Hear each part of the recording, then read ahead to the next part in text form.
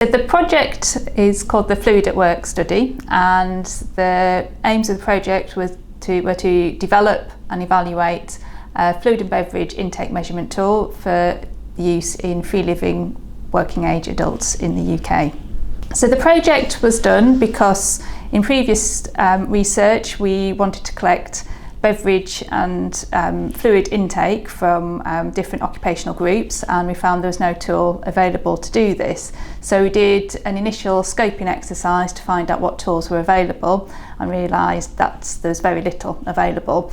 And this is important because obviously fluid is essential for hydration, but also beverage intake can contribute significantly to your nutritional intake. So if you think about the calcium from milk we add to drinks, to calories, to sugar, and also to things like polyphenols that are in tea and coffee. So overall beverage intake is really important to measure, but quite often it is forgotten about when we look at different measurement methods of diet. So previously I collected lots of dietary intake data, and very few participants would actually record what they're actually drinking during the day. So they're usually called a food record diary, and beverages are sometimes forgotten parts of the diet. So the importance of the project is really to establish what is available to measure beverage and fluid intake. So this was kind of not just looking at the UK, but we looked at what's used in different countries. And also then to think about how do you go about developing a beverage intake measurement tool as well. So this was really important to kind of think about kind of the steps involved, and then basically how you evaluate the tool, and just provide researchers and practitioners with some guidance to take forward. So in terms of the Fluid at Work study, there were three key areas that we wanted to focus on. So firstly, we conducted a systematic review. So this was to look at what intake measurement tools were available, not just for the UK but in other countries as well, and also to establish how they'd been evaluated, so whether they'd been reliability tested, so that's how well a tool can be repeated and give you the same measurement, and also how if they've been validity tested, so that refers to how well something measures what it's actually meant to measure.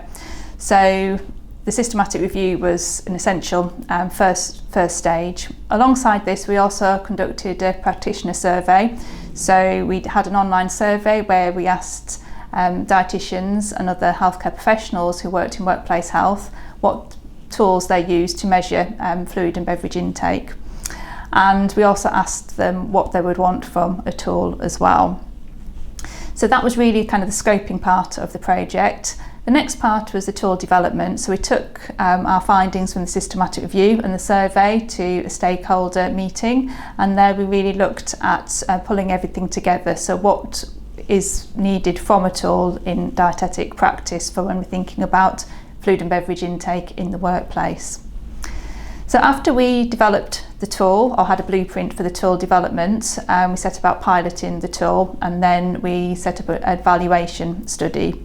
So this was the last part of the project. So the evaluation study involved recruiting over 70 office workers who we asked them to complete a diet record, which included beverage intake. We also asked them to collect 24 hours worth of urine and then complete the online fluid intake measurement tool at 3 time points. So from taking these measurements, we would then be able to establish the reliability of the tool from the repeated measurements, but also the relative validity of the tool, so how well it measures fluid intake compared to reference methods, which were the 24-hour urine and also the diet record.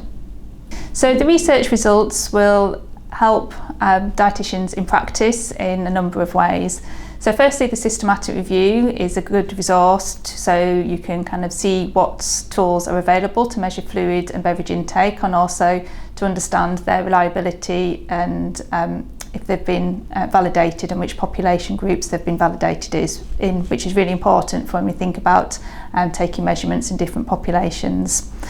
And in terms of the evaluation study, this gives a blueprint for a beverage and fluid intake tool. So we are making it open access, so other researchers and dietitians can request a copy of the tool, and this can be used to further develop the intake measurements methods we use to measure fluid and beverage intake.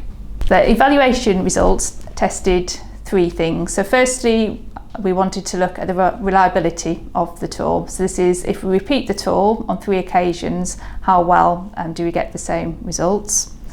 The second thing we wanted to look at is how valid the tool is. So does it actually measure fluid and beverage intake? And the last element we wanted to look at is the acceptability of the tool for users to complete it. So in terms of the reliability, this was repeated on 3 occasions. It was about 4 weeks apart when participants completed the tool. So we found for most beverage intakes there was moderate agreement. So obviously a lot of things change outside of the workplace. So some parts of this study were impacted by the heat wave we had in 2022. So obviously this may have impacted people's fluid intake habits. So that's something definitely that practitioners need to bear in mind when they're looking at using the tool. For example, if you wanted to test the impact of an intervention on fluid and beverage intake, then obviously it's important to consider what else is happening at that time of the intervention as well.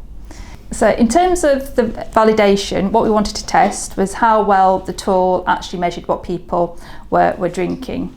So as I mentioned, we compared the results from the beverage intake measurement tool to 24-hour urine and also to the diet records.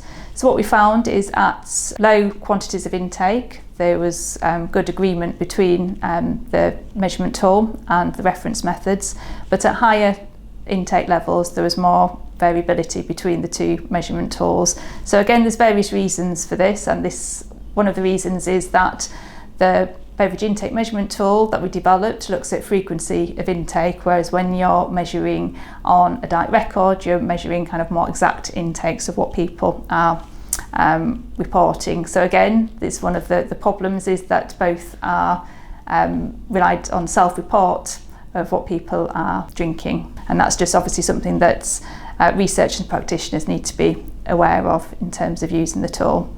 And the last element we tested was the acceptability and the usability of the tool, and 90% of the participants agreed that the tool was easy and straightforward to use.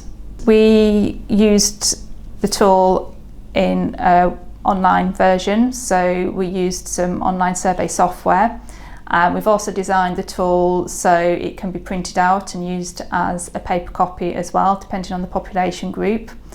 We've also developed an Excel macro spreadsheet, so you can either import from the survey if you use an online survey, so the survey data output put into the spreadsheet, or you can input manually into the spreadsheet, and that will calculate overall fluid intake, but also intake by different types of beverage and also caffeine as well. So in terms of accessing the research, they are both published open access in the Journal of Human Nutrition and Dietetics. In terms of the tool, then if researchers or practitioners want to contact the research team directly, we would be able to provide details of the measurement tool.